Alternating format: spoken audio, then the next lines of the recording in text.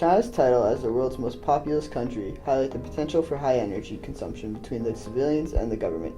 Its environmental problems, such as energy pollution, are among the most severe of any country.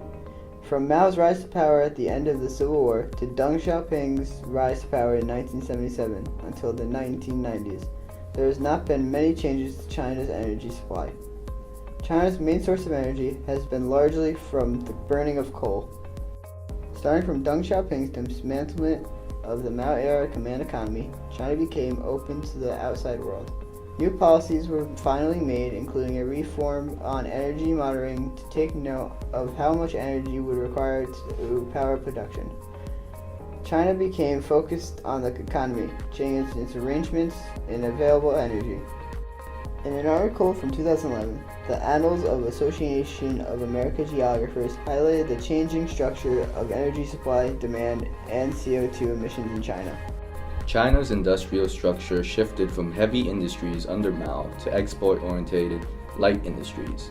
The report indicated that under Mao's plans of turning China into a more modern industrialized state, coal dominated both production and consumption, accounting for 95% of production and 92% of consumption in the 1950s. In Ronald Xia's article, The Development of Mainland China's Steel Industry Since 1958, there is indication that in total 4.16 million tons of iron and 3.08 million tons of steel were produced. The rapid use of coal was due to its ability to be easily attainable in the short term. Percentages of coal use dropped to 70% by 1976, however, was not sustainable due to the needs for further economic growth. The use of oil also increased substantially. Consumption of oil had increased 7 times during the same time period of urbanization. It became the replacement for coal in certain places. The increase in demand for energy became clear.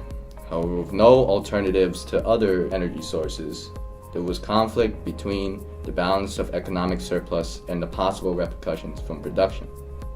China's efforts with the attempt to diversify its energy supply has been met with mixed results.